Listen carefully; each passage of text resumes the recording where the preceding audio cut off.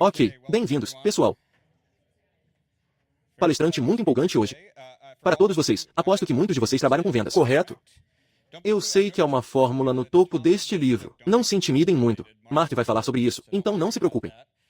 E este é o Google, afinal. Então acho que esta é uma palestra muito apropriada sobre como usar dados para impulsionar vendas. Mark Roberge da HubSpot está aqui para falar sobre seu livro. E não tenho certeza se vocês sabem, eu sou Rich Miner da Google Ventures. Na verdade, investimos na HubSpot há vários anos e seguimos adiante. Oferta pública inicial. E foi quando conheci Mark. Hoje, a HubSpot está sendo negociada em cerca de 1,6 bilhão de dólares. Mark era o funcionário número 4. Começou as vendas lá depois de se formar no MIT Sloan. E esse foi seu primeiro emprego em vendas, sobre o qual ele falará. E ele cresceu de basicamente $0 em vendas para mais de 100 milhões e chegou onde está hoje. E então, sem mais delongas, vou deixar Mark subir no palco e contar sua história. Obrigado, Rich. Obrigado, pessoal, por me receberem. Obrigado, Rich. Uma das minhas coisas favoritas sobre vir para o Google é que adoro usar o Google Maps para encontrar o Google. É como se vocês precisassem de um botão "Me leve para o seu mestre", só para deixar isso bem direto. Mas é incrível estar aqui. Foi ótimo conhecer Rich ao longo dos anos e meio que assistir à jornada da HubSpot. Como ele mencionou, conheci um dos nossos cofundadores, Dharmesh, sentado ao lado dele na aula no MIT. Ele teve uma ideia de negócio sobre a HubSpot. Ele investiu em uma startup que eu estava criando.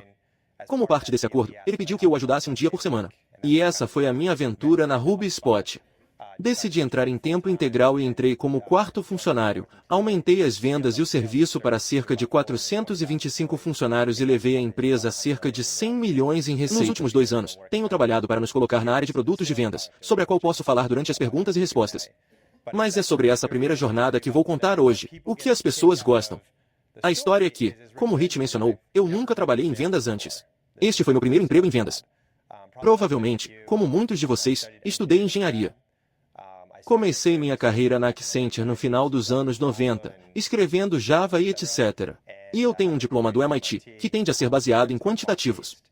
Então meu mundo profissional sempre foi visto através dessa lente de dados, tecnologia e ciência. E foi essa lente que eu usei para desafiar algumas das normas da execução tradicional de vendas. E é sobre isso que vamos falar hoje. Então, quando assumi o cargo, minha missão era realmente um crescimento de receita previsível e escalável. Se alguns de vocês decidirem fundar sua própria empresa e fazer uma série A ou um pitch de financiamento inicial para um cara como o Rich, escrevam essas 4 palavras na tela. Todos eles adoram. Eles rabiscam. É isso que queremos também. Então esse é um bom lugar para começar. Havia 4 táticas que eu usei para atingir essa missão. A primeira foi: como posso contratar o mesmo vendedor de sucesso todas as vezes? A segunda foi: como posso negociá-los de uma forma muito previsível? A terceira era: como eu poderia fornecer a eles a mesma qualidade e quantidade de leads todo mês? E a quarta era: como eu poderia responsabilizá-los pelo mesmo processo de vendas em relação a esses leads? E eu imaginei que se eu pudesse atingir essas 4 táticas, eu teria um alto grau de probabilidade de sucesso em minha missão. E essas são as 4 sessões sobre as quais falaremos hoje. Tudo bem, então contratação. E eu normalmente paro aqui e pergunto ao público: o que você procura em um vendedor? Ou se você fosse contratar um vendedor como um empreendedor fundador, o que você procuraria? E eu faço isso. Porque o público não tem ideia do que eles estão falando. Neste caso, tenho muita inveja da abordagem muito científica que o Google adota. Então, talvez eu faça essa pergunta na esperança de talvez aprender algo aqui. Mas há vendas? Eu sei que Rosenthal é um gerente de contratação aqui. Há outros gerentes de contratação na plateia para vendas? Então, o que vocês procuram na contratação de vendas? Orientado para o processo. E como você procura isso no processo de entrevista? Brevemente, nós os fazemos descrever a situação ou situação. E nós provocamos isso. Como eles abordam os problemas. Você quer me dar mais uma? Essa é boa. Eu adoro isso. Vá em frente. Senso geral de negócios. Dê a eles um desafio empresarial. Como abrir uma empresa, e ouça o que eles pensam. E especialmente se for algo em que eles não pensaram antes, apenas para ouvir o nível de pensamento. Sim, eu adoro isso. Então tínhamos senso comercial para o vídeo ali, e tínhamos orientação para o processo ali.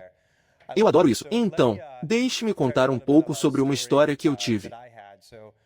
Quando eu saí e contratei pessoas pela primeira vez, acho que foi a 7ª contratação que fiz em 2008.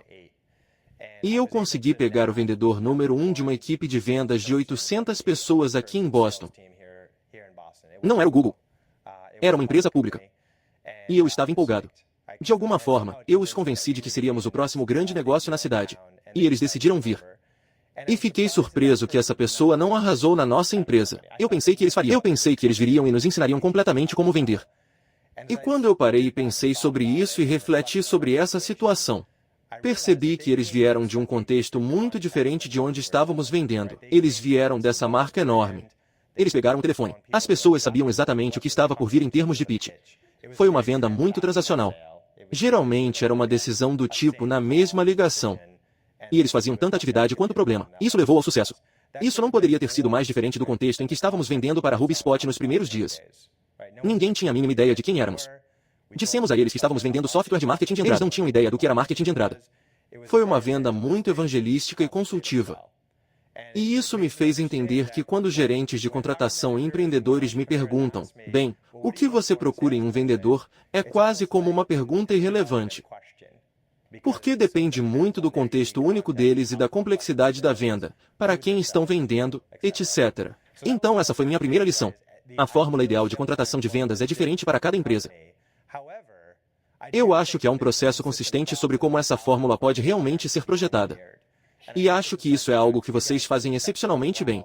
E é algo que eu, usando minha formação em engenharia, meio que instintivamente tento fazer em termos de previsão de sucesso.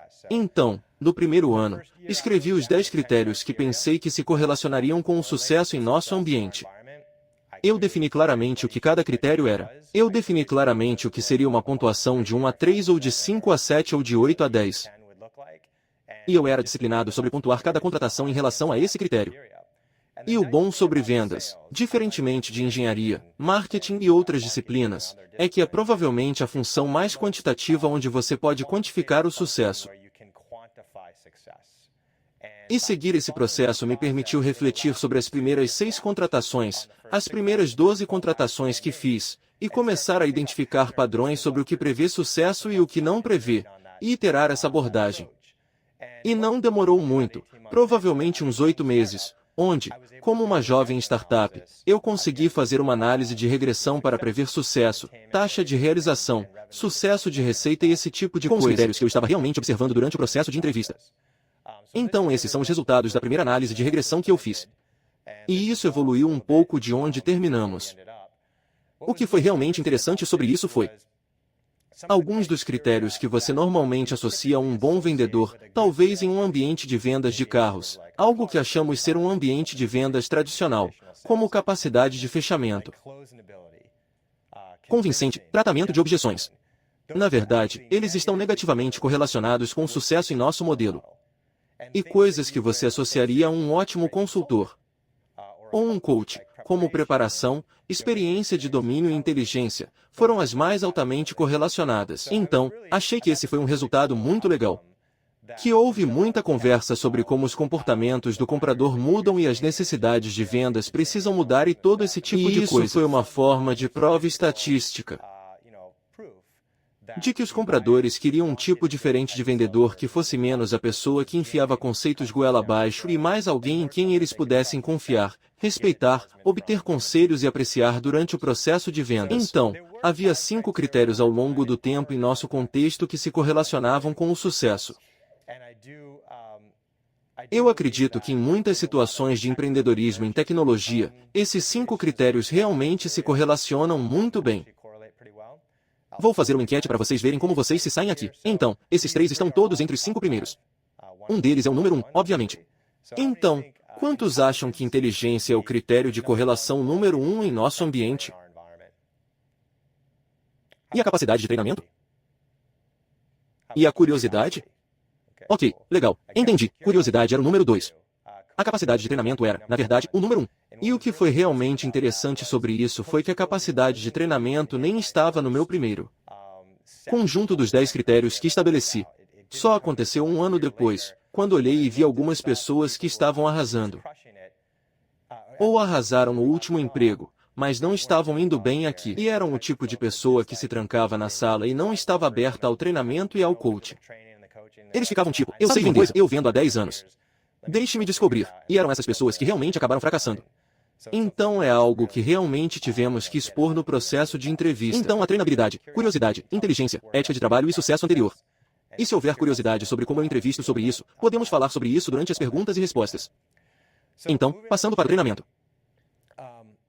O que descobri com o treinamento foi que entrevistei, pela primeira vez, uns 30 VPS de vendas quando aceitei esse emprego no primeiro ano, porque eu não sabia o que diabos estava fazendo e nunca tinha feito isso antes. E aprendi algumas coisas com esse processo.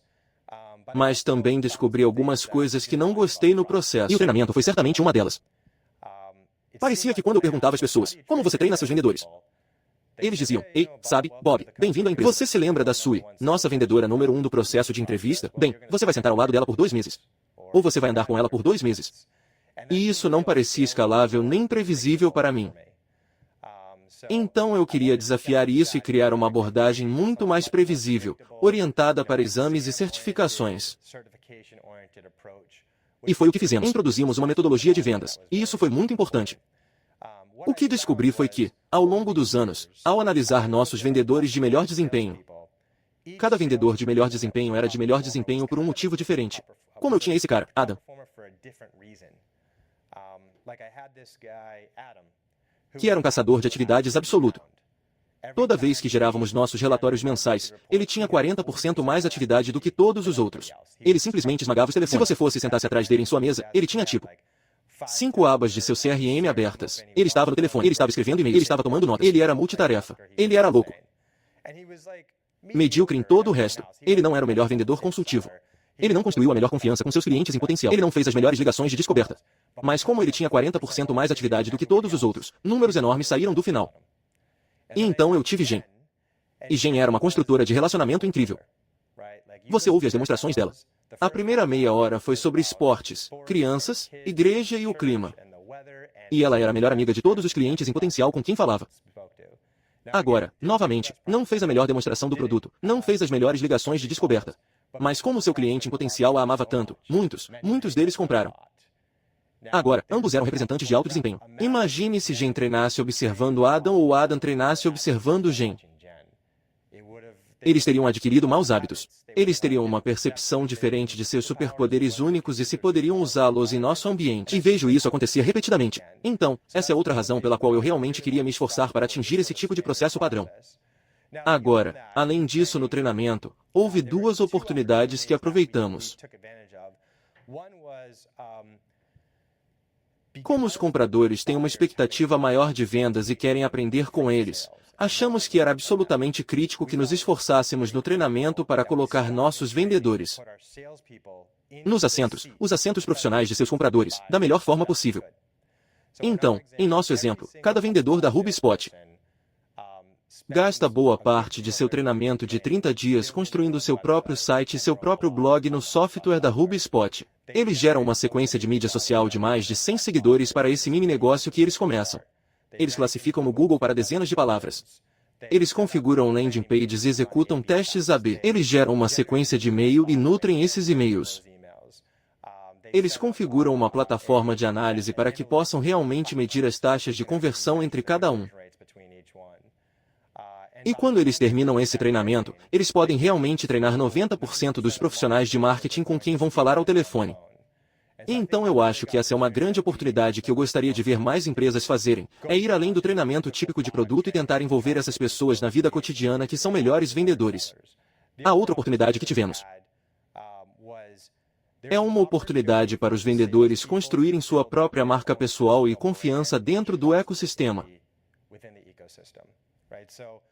Muitas corporações e marcas estão fazendo um trabalho melhor em sua estratégia de marketing de conteúdo e sua estratégia de marketing de entrada atualmente tentando criar mais organicamente, seja em pesquisas ou discussões em mídias sociais, essa mesma oportunidade existe para os vendedores. E eu incentivo nossos vendedores. E mesmo quando eu saio e encontro outros vendedores, E eles falam comigo. E eles dizem, sabe, Mark, eu faço ligações não solicitadas 50 horas por mês para gerar demanda para mim e eu digo, empresa, sabe, essa é a realidade. É um trabalho de vendas. Você precisa fazer ligações não solicitadas. Mas aqui está o que eu gostaria que você fizesse. No mês que vem, gaste 40 horas por mês fazendo ligações não solicitadas.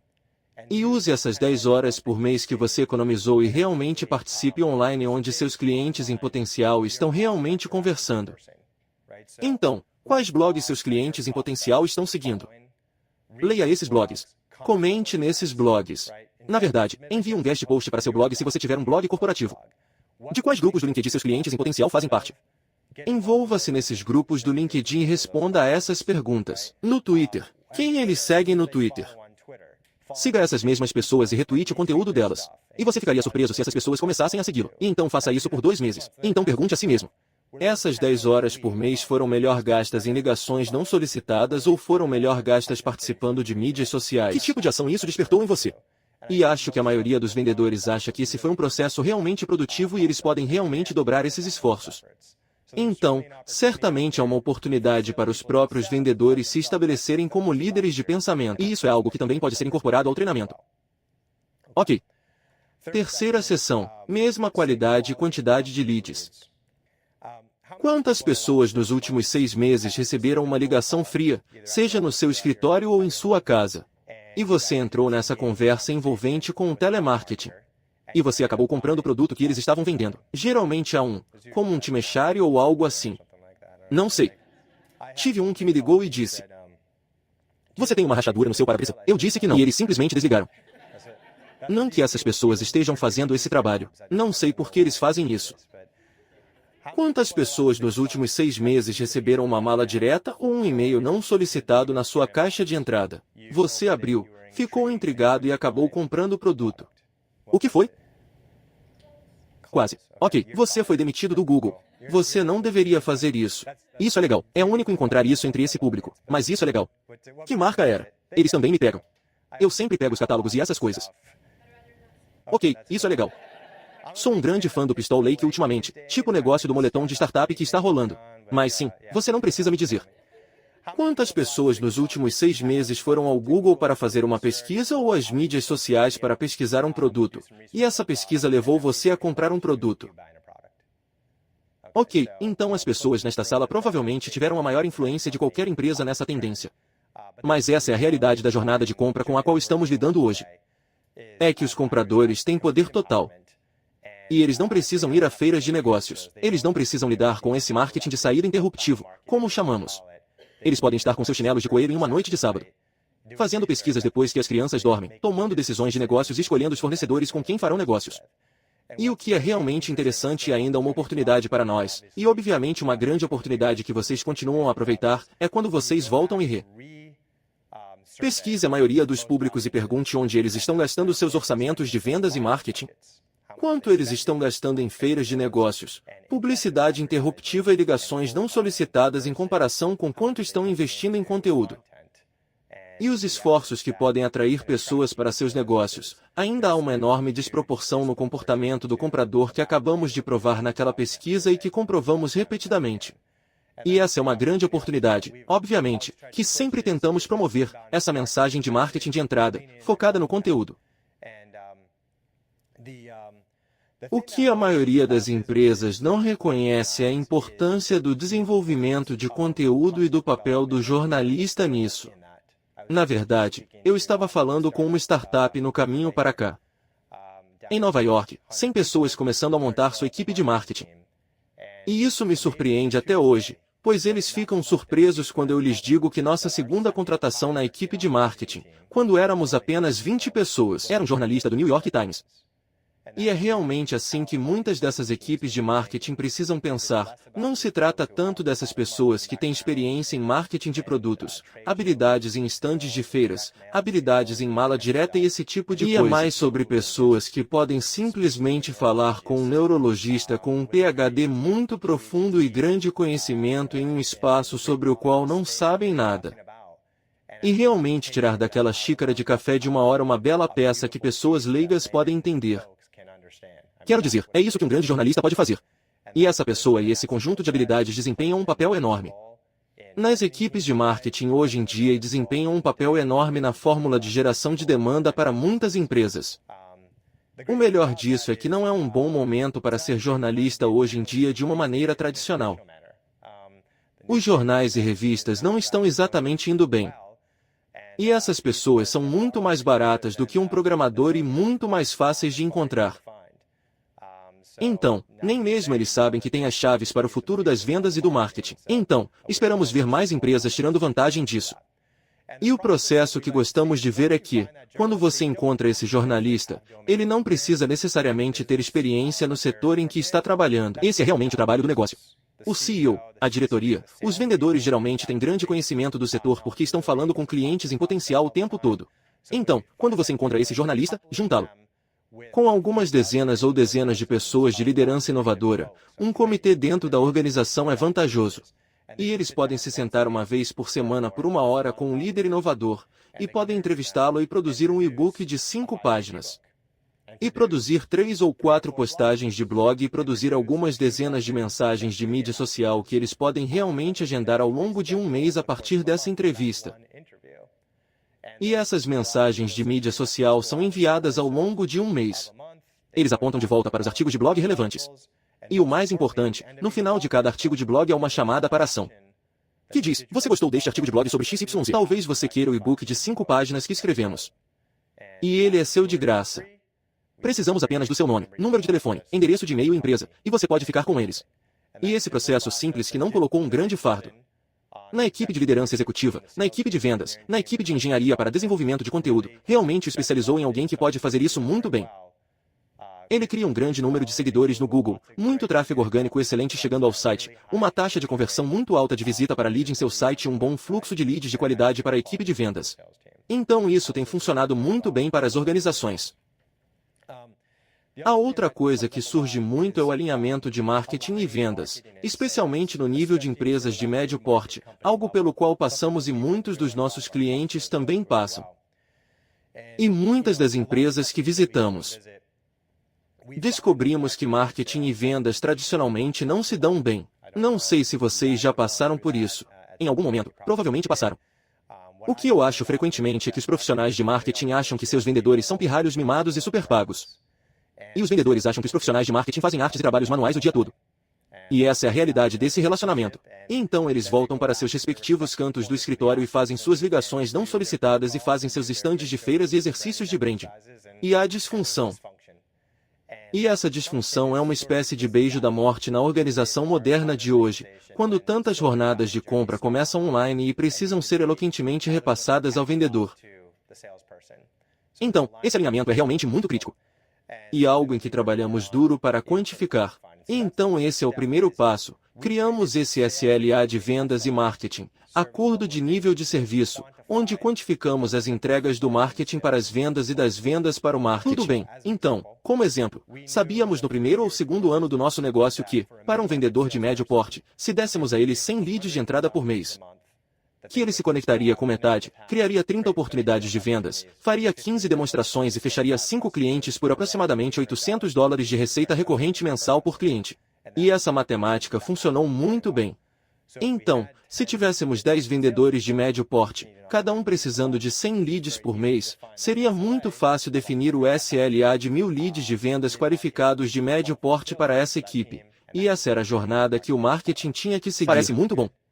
E se eu encontrasse uma empresa que fizesse isso, eu diria, ótimo, você está entre os 5% melhores de seus pares em termos de jornada de alinhamento de vendas e marketing. No entanto, mesmo essa sofisticação criou desalinhamento.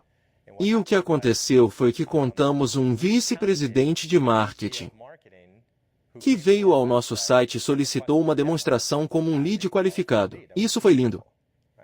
Também contamos um vice-presidente de marketing de uma empresa de médio porte que baixou um white paper como um lead qualificado. Esse é um ótimo lead.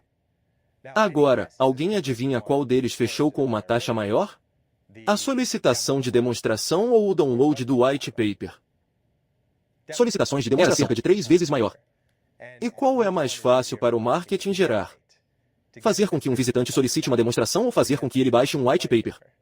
Certo? Então, Mesmo que fossemos bem sofisticados em nossa abordagem, isso ainda criava um desalinhamento. E, com certeza, conforme o mês ou trimestre se desenrolava e a equipe de marketing ficava para trás em seu SLA, todas as chamadas para ações no site mudaram de solicitações de demonstração para downloads de white paper. E a equipe de vendas ficou tipo, o que aconteceu com aquelas lindas solicitações de demonstração? Então Mike Volpe, nosso CMO, e eu nos sentamos e pensamos sobre isso, e começamos a estudar o fluxo de leads. E vamos pegar o exemplo do mercado intermediário no canto superior direito. Estudamos dezenas de milhares de leads que estavam no estágio de educação do problema. Eles tinham baixado white papers. E eles se converteram em clientes em 2%. E quando compraram software de nós, gastaram $200 mil. Eu inventei esses números, mas você entendeu. Versus se alguém fosse até o estágio de pesquisa de solução e solicitasse uma demonstração. Bem, eles fechariam em 3 vezes a taxa. Eles fechariam em 6%.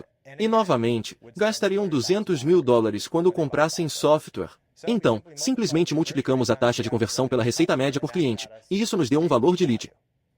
Então, agora, os downloads de white paper valiam $4 mil, e os pedidos de demonstração valiam 12. E agora eu estava em posição de dizer ao marketing, não preciso mais de 1.000 leads de médio porte de vocês por mês. Você sabe, de valor de lead. E se você chegar lá por meio de, você sabe, seja qual for a matemática, você sabe, 1.000 ou mais downloads de white paper ou 3.000 ou mais solicitações de demonstração, isso depende de você. E esse é um conceito muito eficaz e um conceito legal quando você pensa que colocamos o marketing em uma cota de receita, assim como as vendas. E esse tipo de responsabilidade mês a mês. E de repente, literalmente na semana seguinte, todas as chamadas para ações no site foram para solicitações de demonstração. E foi ótimo. As vendas os adoraram, mais leads qualificados, e o marketing estava recebendo o crédito apropriado pelo trabalho duro que estava fazendo para gerar esse lead de qualidade. Agora, as vendas não escapam desse processo. Eles são igualmente responsáveis. E o que eu faria seria fazer perguntas como, ok, quando eu tiver um lead qualificado, sei que devemos ligar imediatamente. Eu sei que deveríamos ligar. Mas se eu receber correio de voz, ligo de novo esta tarde, ou amanhã, ou na semana que vem. Quando devo tentar de novo? E quantas vezes devo tentar antes de desistir? E como líder de vendas, devo dar a cada vendedor um lead por mês e fazer com que liguem 1.000 vezes. Ou dar a eles 1.000 leads por mês e fazer com que liguem uma vez cada. Então, obviamente, a resposta certa está em algum lugar no meio. Mas onde está essa resposta certa? Então, outro estudo para dar a vocês alguns exemplos de algumas dessas coisas. Coisas que vocês também fazem muito bem. Aqui, você tem o eixo X é o número de tentativas que fizemos contra esses leads. Alguns foram tentados apenas 2 vezes, alguns foram tentados 12 vezes e o eixo Y é a lucratividade desses esforços porque claramente quando você liga para algo com mais frequência, a probabilidade de você atender o telefone é maior, mas custa mais em termos de busca por essa conta. Então, onde quer que pudéssemos maximizar esses comportamentos em termos de lucratividade, essa era a resposta certa. Então, a linha laranja eram os leads de pequenas empresas. E isso atingiu o máximo em cerca de 5 tentativas.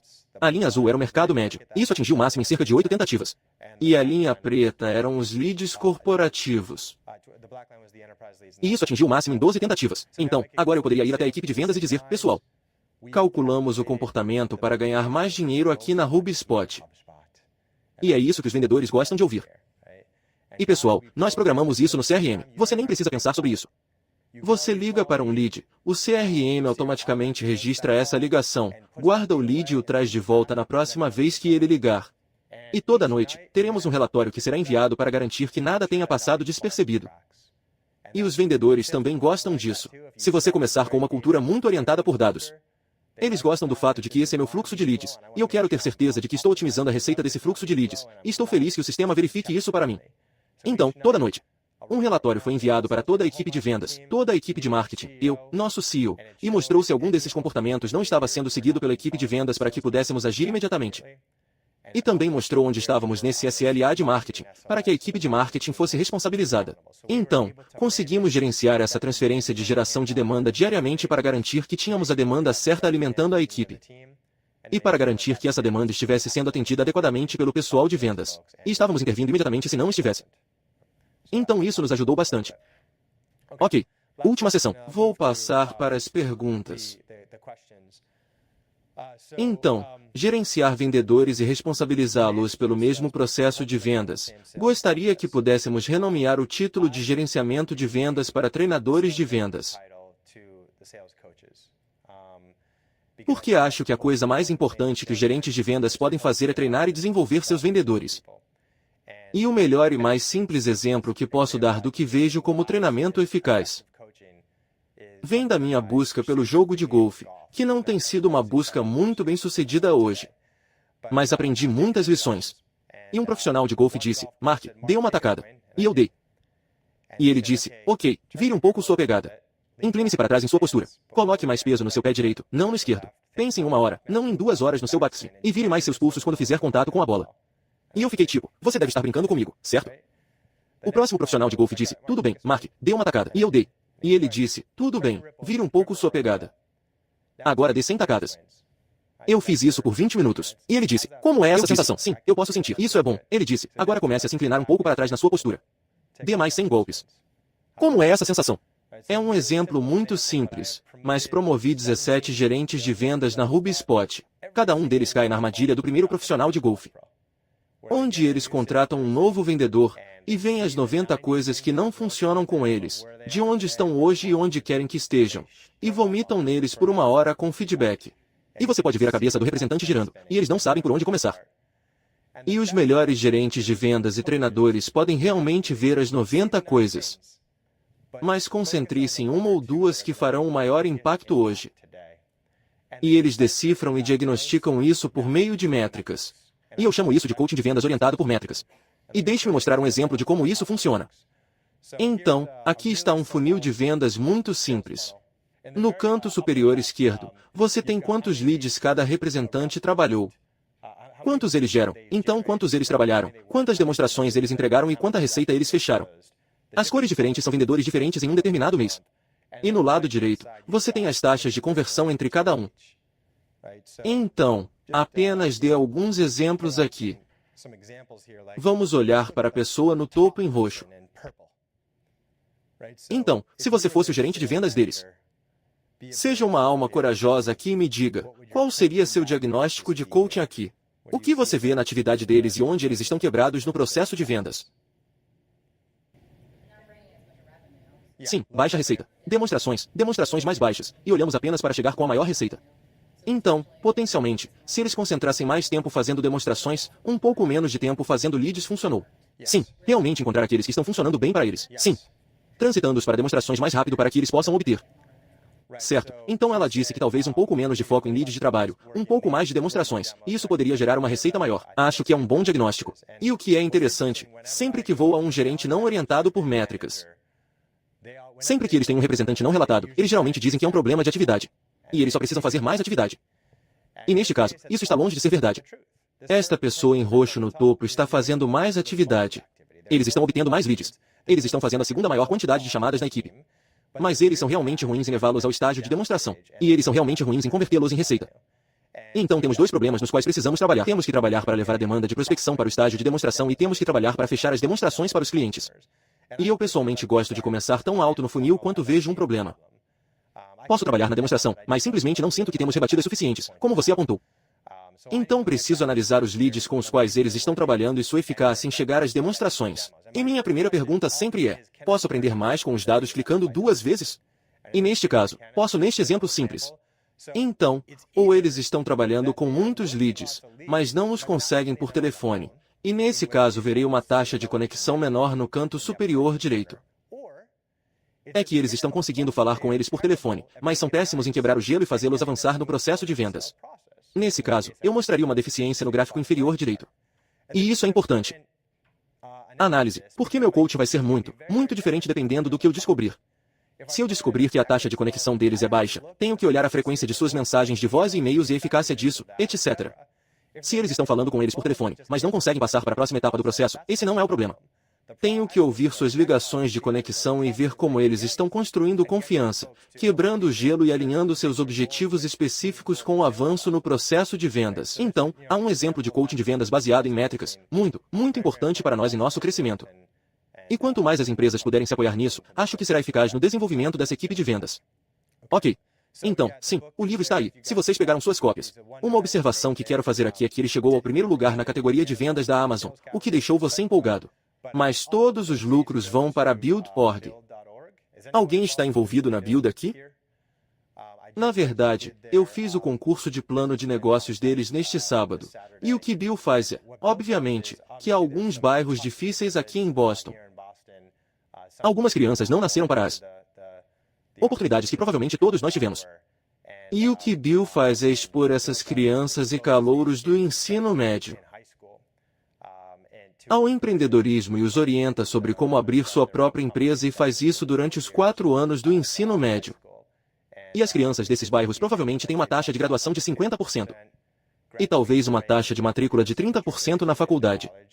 E as crianças que passam por esse programa, eu acho, têm uma taxa de graduação de 99% no ensino médio e uma taxa de matrícula de 80% na faculdade. Sou um empreendedor apaixonado, e levar o empreendedorismo e agregar valor a esses tipos de ambientes é muito legal. Então, uma organização para conferir.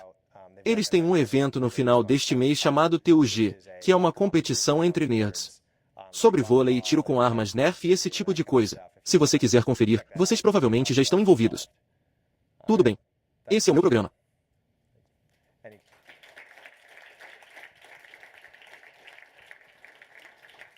Então, perguntas? Super interessante em todas as abordagens baseadas em dados. Uma coisa que muitos de nós aqui na sala fazemos como vendedores aqui é vendas para grandes clientes. Você fez alguma pesquisa, alguma ciência por trás de reuniões presenciais versus reuniões virtuais por telefone? E alguma correlação entre upselling e sucesso em termos de quantas vezes estar na frente do cliente? Eu não. Não nos aprofundamos muito nisso. Eu conheço vocês. Obviamente esse é um grande motivador para vocês. Nós realmente nos mudamos para o espaço corporativo e empresarial nos últimos 2 anos. A tendência que estou vendo lá, obviamente, é muito mais escritórios satélites em vez de colocar as pessoas no território elas mesmas. Eu não vi isso. Obviamente, há muito mais leniência ou abertura do comprador em relação à compra virtual hoje em dia do que, digamos, 10 anos atrás. E acho que muitas empresas que estão começando a montar equipes de vendas, especialmente quando contratam um chefe de vendas experiente, eles provavelmente não aproveitam isso tanto quanto poderiam. Mas sinto muito, mas não posso te dar um like. Não tenho nenhuma abordagem baseada em dados aqui. Tudo bem. Obrigado. Olá, Mark. Obrigado por estar aqui. Meu nome é Heather. Sou gerente de vendas aqui. Como é ter o Google Ventures investindo em você? Como foi o processo? Eric Schmidt. Microgerenciamento total. Pior você para se trabalhar. Não. É incrível. O Riches obviamente tem um incrível. O melhor sobre o Rich e acho que o pessoal do Google Ventures é que eles vêm com experiência operacional. Eles já foram empreendedores antes, tiveram grandes sucessos, e esses são os tipos de investidores com quem eu pessoalmente gosto de trabalhar. Há alguns que são mais do lado financeiro, e eles estão colocando dinheiro para render, e eles podem olhar para isso na frente de LPS e esse tipo de coisa. Sabe, eu gosto quando eles têm essas formações, e Hit no Google Ventures certamente se enquadra nisso. A outra coisa ótima é que vocês são uma potência. E poder ter explorado vários recursos aqui por meio desse relacionamento tem sido ótimo. Serei bem franco, é mais desafiador fazer isso. Tenho muitos amigos no Google e conheço o Rich bem, e muitas vezes eles sabem tanto quanto você com quem você deve falar na empresa. É uma monstruosidade. Então está se tornando mais desafiador ao longo dos anos para a empresa ser capaz de ajudar empresas desse ponto de vista. Mas certamente, nossa capacidade de chegar às pessoas certas é mais fácil quando vem de um colega funcionário do Google do que quando vem de mim. E só um rápido acompanhamento. Que tipos de recursos você conseguiu acessar? Estou curioso. Joshua Machaniani, no começo, realmente em torno de como construir uma ótima equipe de engenharia. Assim como algumas das melhores práticas de recrutamento e esse tipo de coisa, isso foi muito importante para nós. Nós meio que lutamos com isso nas primeiras fases do negócio. Outro exemplo recente foi que estamos fazendo uma grande aposta na área de software de vendas e tentando entrar pesado no Frame 1. Começamos com uma extensão do Chrome, apenas sendo apresentada na loja do Chrome, o que foi enorme para nós na primeira fase do nosso crescimento. Então, há uma dúzia de outros exemplos, mas esses são os tipos de coisas que têm sido realmente úteis. Obrigado. Olá, Mark. Para fazer muitas das coisas que você menciona no livro, você tem que fazer seus vendedores usarem CRM. E eu sei que muitos vendedores não gostam de usar CRM. Então, você pode dar alguma estratégia sobre como, e estratégias realistas, sobre como fazer uma equipe de vendas realmente usá-lo corretamente. Sim, Então esses foram os últimos 2 anos do meu trabalho nos levando para o espaço de software de vendas. E toda essa questão é a pedra angular da nossa tese e entrada, que é que a maioria dos softwares de vendas foi realmente construída para o líder de vendas, para fazer previsões e revisões de pipeline e esse tipo de coisa. E o vendedor foi meio que deixado de fora da análise de caso de uso. E, como tal, muitos líderes de vendas são deixados em uma situação em que estão obtendo uma adoção de 30%, 50%, e a utilidade original para a compra do CRM está fora da janela. Uma coisa que fizemos desde o início foi termos uma mentalidade de vendedor em primeiro lugar em torno da implementação do nosso CRM. Então tem que haver muito claro o que há para eles. Eu sabia que queria rastrear o número de chamadas que foram feitas, e quando elas estavam acontecendo, e esse tipo de coisa. Mas eu também sabia que se eu dissesse para eles registrarem isso, isso não aconteceria. Integrando isso com as chamadas sendo iniciadas do CRM, dando a eles a capacidade de usar o Gmail para criar seus e-mails, mas registrando automaticamente esses e-mails no CRM. Para que o CRM saia e encontre e anexe a cada conta dados que podem ser encontrados nas mídias sociais e online automaticamente. Todos esses são exemplos de coisas que o CRM deve trabalhar para o vendedor, não o vendedor trabalhar para o CRM. Então, se você é um executivo que busca aumentar, você está acostumado com o CRM. Você tem que descobrir isso muito bem o que há para o representante conduzir essa coleta de dados. Sim. Ótimo. Olá, Mark, Daniele. Eu trabalho no setor de tecnologia B2B. Então, muito do que você estava falando sobre SLA de marketing e SLA de vendas realmente faz sentido, já que muitos dos nossos clientes, como marketing por e-mail, são muito focados em geração de leads. Supondo que a maioria dos nossos clientes não esteja tendo essas conversas entre líderes de vendas e líderes de marketing em termos de encontrar o equilíbrio certo. Alguma recomendação para nós, como uma espécie de consultoria e principalmente tendo relacionamentos no lado do marketing para entrar e intermediar algumas dessas conversas? E quais são os pontos que realmente fariam sentido para fazê-los pensar mais nesse modelo? Porque acho que isso realmente repercutiria bem com alguns dos nossos clientes. Sim, há algumas coisas aí. Uma é tentar vincular o esforço a um objetivo comercial de nível mais alto, muitas vezes indo até o CEO ou CO que os supervisiona. Pode ser realmente eficaz, porque eles estão lá para gerenciar esse desalinhamento. E se você puder entrar na cabeça deles sobre o que está na agenda para este trimestre estrategicamente, o que está na agenda para este ano estrategicamente, e como você pode alinhar, obtendo o alinhamento de vendas e marketing para resolver isso, então isso terá mais probabilidade de ser levado adiante. E a outra coisa é que temos o mesmo problema onde começamos com o marketing, tentamos chegar às vendas. Em um ambiente B2B, genericamente falando. O líder de vendas politicamente tende a ter mais peso do que o líder de marketing. Então você tem uma pequena desvantagem aí. E o líder de vendas estará menos aberto a ideias que se originam do marketing. Certo? Então o que é importante para nós é reiniciar essa conversa com o líder de vendas, não necessariamente construída sobre a base que o profissional de marketing nos deu. Mas faça isso a partir do ponto em que o profissional de marketing se importa com geração de leads, visitantes, conscientização e conversão. O vendedor se importa com, tipo, previsões, contratações e geração de demanda para sua equipe e as qualidades, etc. Então, apenas retomando aquela conversa com o vice-presidente de vendas, quase reiniciando o processo de vendas para entender seus desejos, então dizendo, bem, então parece que se eu pudesse dobrar o fluxo de leads e a qualidade nas áreas X, Y, Z, esta seria uma situação muito atraente para você no próximo trimestre, correto?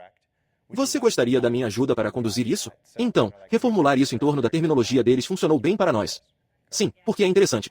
E muitas das pessoas do dia a dia de marketing com quem lidamos, mesmo quando você pergunta quais são seus objetivos, quais são seus incentivos e onde estão os bônus, é o número de leads, não a qualidade dos leads. E não está chegando à receita final.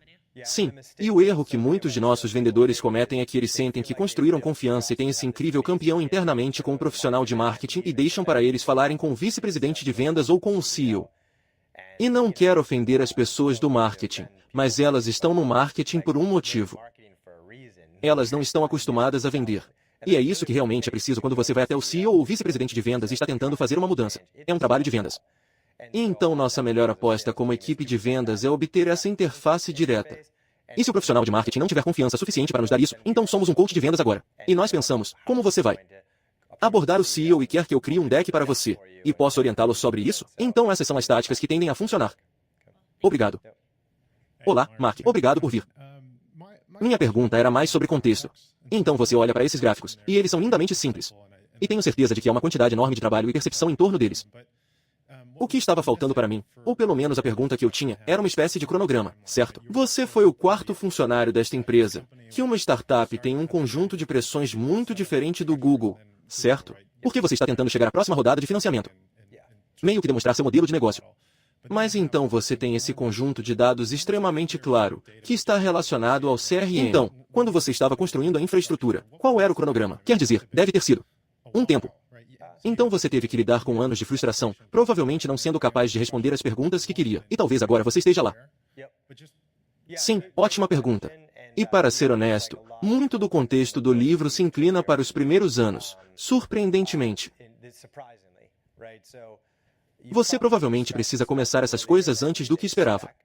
E, por exemplo, na contratação, literalmente eu fiz esse exercício antes da minha primeira entrevista com os candidatos. E sim, você não terá uma análise de regressão em seus critérios correlacionados após suas 3 primeiras contratações e após seus primeiros 6 meses no negócio. Mas o importante é que você está. Você está pensando da maneira certa, está passando por essa disciplina e está se preparando para essa análise, 18 meses depois. E mesmo tendo feito 4 contratações, digamos, no primeiro trimestre, e observando o desempenho delas por 3 ou 4 meses. Você tem algo com que trabalhar. Você pode voltar e olhar para a folha de pontuação da entrevista, refletir qualitativamente e fazer alguns ajustes. Então isso foi útil. No lado da geração de demanda com o SLA, não é preciso muito para gerar algumas centenas de leads por mês. Não é preciso muito para uma equipe de vendas fazer 1000 ligações em um mês. Então você começa a reunir alguns dados relativamente rápido, mesmo nos primeiros estágios do desenvolvimento de uma empresa. Boa pergunta sobre o cronograma. Mas acho que muitas dessas coisas precisam ser trabalhadas desde o primeiro dia. E acho que hoje em dia é surpreendente a rapidez com que insights baseados em dados realmente surgem. Ok, obrigado. Olá, Mark. Obrigado. Isso foi muito informativo. Pergunta para você sobre a abordagem que você tem para manter o marketing em relação às metas de receita do ponto de vista da geração de demanda. Acho brilhante. E a maioria dos meus clientes vendem marketing SaaS, e nenhum deles faz isso. Então eles estão atrasados. Onde eu luto com isso é que, no mundo da venda de B2B SaaS, muita coisa acontece antes de você pegar o telefone e ligar para alguém ou estar pronto para falar com alguém, muito menos ver uma demonstração, certo? Então o que acontece quando sua marca, ou seja, a equipe de Mike, envia um lead de download de white paper de $400 para um vendedor? Isso já está pronto? Ou você o prepara melhor antes de chegar lá? Sim, na parte 3 ou algo assim, há um capítulo sobre isso, sobre os momentos certos para transferir. E acho que não tenho isso no apêndice aqui, mas você teria que imaginar uma espécie de matriz do eixo Y sendo os diferentes tipos de empresas, os dados demográficos que são realmente estáticos. Eles não vão mudar. Pode ser o tamanho da empresa, pode ser o setor em que estão. E então o eixo X é o engajamento, sua jornada na jornada de compra. E então, se houver algum, digamos que seja uma empresa, um mercado médio e uma pequena empresa. E digamos que seja um engajamento baixo e depois um engajamento muito alto. Com a empresa, esses são leads de alto valor. Quer dizer, no minuto em que eles acessam nosso site sem nem nos dar um nome, deveríamos ter alguém ligando para eles. Porque provavelmente estamos fazendo ligações não solicitadas para esse grupo de qualquer maneira. O mercado intermediário pode ser mais como quando eles nos dão um e-mail e um número de telefone. Deveríamos começar a ligar para eles. A comunidade de pequenas empresas, queremos conduzi-los por todo o caminho através da educação em marketing de entrada, educação sobre produtos, provavelmente levá-los até este grupo. Demonstração do produto. E quem levantar a mão depois disso receberá uma ligação. É mais ou menos assim que conduzimos. Então você está meio que ciente do tamanho da oportunidade do ciclo de engajamento e diferenciando essa pergunta com base nisso. Então você pode ter muitos mini-análises dentro disso, como, por exemplo, no segmento empresarial, bem, você pode fazer outro tipo de nível de engajamento da persona do comprador com base na função. Então, se for como vice-presidente de marketing, bem, temos que abordá-los imediatamente. Se for um gerente de TI ou um estagiário, talvez queiramos nutri-los, e provavelmente queremos nutri-los com conteúdo diferente. Então, esse é o tipo de estrutura que você quer configurar. Estabeleça algumas teorias. E então, dependendo dessa teoria, você pode começar a analisar as taxas de conversão. E se houver uma taxa de conversão muito baixa, se você estiver passando leads para vendas e eles estiverem fechando 0,1% deles, bem, você traçou sua linha muito cedo. E você tem que aproveitar a automação para empurrar essa linha para a direita. Em vez de se eles estiverem fechando, e 50% deles, você provavelmente se vendeu a descoberto e deve empurrar essa linha para a esquerda porque está deixando algum dinheiro na mesa. Então, esse é o tipo de estrutura que usamos. Legal, ótimo, obrigado. Tenho algumas leituras para fazer. Olá, Gillian Todd. Sou um dos nossos executivos de contas de vendas aqui. Então, usei meu celular para aprender um pouco mais sobre o HubSpot. E notei que vocês estão executando sem. E, na verdade, um dos anúncios dos seus concorrentes à frente de vocês é bem interessante. Ele diz, espere, dê uma olhada em nós primeiro. Quem é? Quem é? Achei isso interessante. Leads Multitoque. Ok, interessante. Então, duas perguntas para você. Então, antes de tudo, eu adoraria. Parece que vocês são obviamente uma empresa muito orientada a leads, o que é muito parecido com o modelo de negócios de vários dos nossos clientes. Então, eu adoraria entender melhor como você pensa sobre o Google e como estamos gerando leads para você.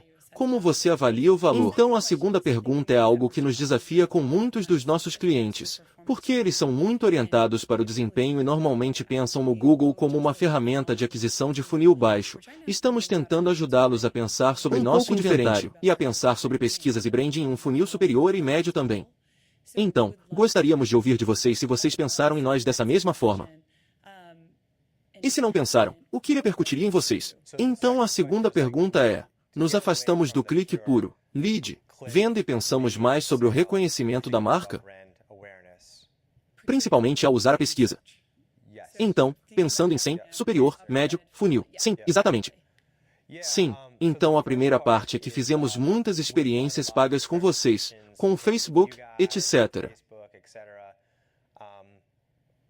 Sem muito sucesso em relação às nossas outras campanhas. E parte de mim sente que isso quase contradiria a nossa missão. Então, acho que há um pouco de preconceito dos profissionais de marketing que se juntam a nós. E estamos quase torcendo contra a campanha de certa forma. E acho que parte disso é que a equipe é muito boa em conteúdo. E com os compradores que estamos tentando alcançar sendo profissionais de marketing, é um canal muito eficaz para nós. Então, investimos uma quantia razoável de dinheiro e contratamos especialistas em SEM para fazer essas coisas. E não é um grande motivador para nós por causa desse contexto único. Agora, vou dizer que é um pouco diferente no software de vendas com uma persona diferente, e nos inclinamos um pouco mais para isso, tanto no PPC, no SEM, quanto nos anúncios de mídia social. Para nós, no modelo Freemium, descobrimos que quanto mais sofisticada for a plataforma de anúncios, obviamente, em termos de nos levar aos filtros específicos de que precisamos, isso faz toda a diferença no volume que estamos fazendo. Saber de qual navegador da web eles estão vindo. Quando essas plataformas de anúncios podem filtrar isso, o que algumas podem e outras não, isso gerará um ROI enorme para nós. Em termos de branding, para nós, é só você que está perguntando. Eu provavelmente poderia responder para nós e depois para nossos clientes. Porque para nós, estamos apenas em uma ponta do espectro de apenas beber o Kool-Aid no Imbom, não apenas questionando. Sem impulsionando nossa marca, mas até mesmo como RP, como estamos comprometidos com isso, em vez de apenas sair por aí e construir nossa própria estação de TV, construir nossa própria plataforma de rádio, construir nossa própria grande conferência e revista comercial, etc.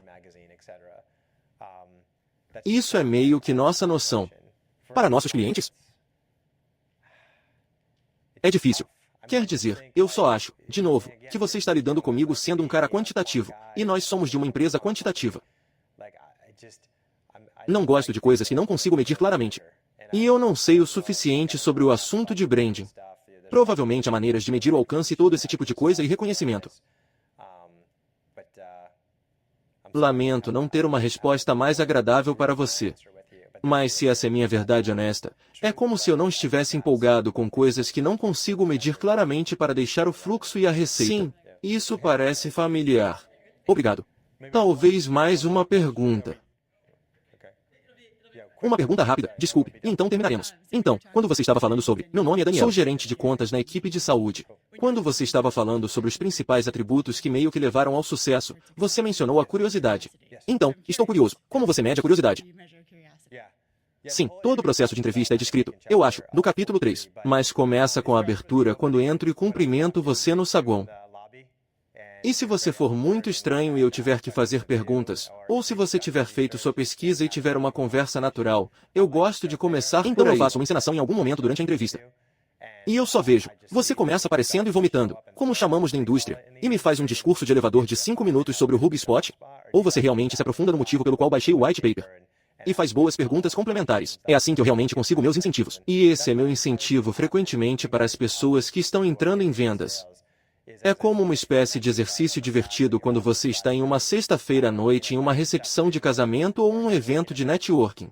Conheça pessoas e veja por quanto tempo você consegue fazer perguntas sem que elas se sintam interrogadas ou incomodadas. E é algo que eu faço naturalmente. Eu gosto porque, ei, eu sei sobre mim, eu não sei sobre você. E eu literalmente tenho conversas de 20 minutos com pessoas que, sempre que me fazem uma pergunta, eu desvio e imediatamente volto a questioná-las. E elas não sabem nada sobre mim, exceto meu nome. E elas vão e falam com suas esposas e dizem, aquele cara, Mark, ele é um cara muito legal. E tudo o que eu fiz foi fazer um monte de perguntas, mas essas perguntas os fizeram pensar diferente sobre as coisas que estavam pensando, porque foram muito bem feitas. E elas foram realmente genuínas e curiosas, porque eu geralmente fico curioso sobre o que você está fazendo. Então é assim que eu avalio a curiosidade. Obrigado pelo tempo. Pessoal, agradeço estar aqui.